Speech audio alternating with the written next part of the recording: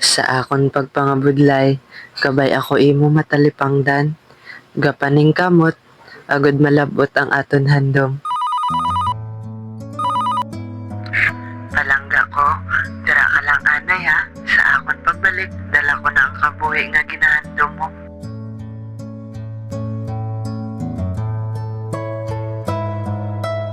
Mabudlay, apang gatinguha, dala ang handom naton nga sa paminsaron ko indi gid madula.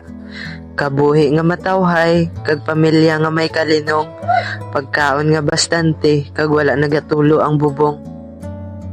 Pukpok dere, pukpok didto. Gatiliga ang kamot sa pagpangabudlay.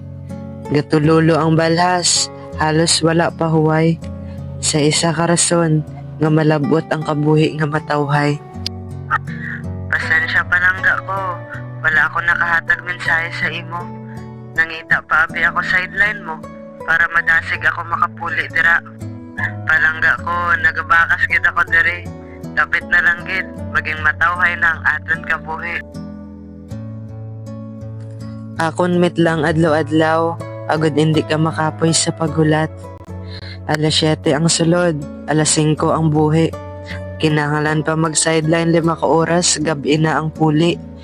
May gamay nga pahuway, ayos na. Bas damo oras sa obra, bas dasig makasupot.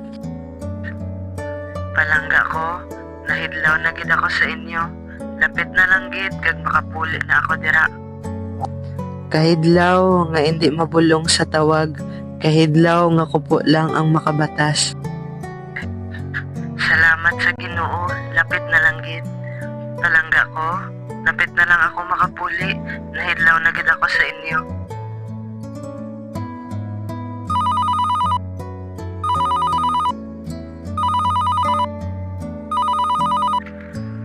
Palangga ko, nawala ka nagasabat sa akon mga tawag.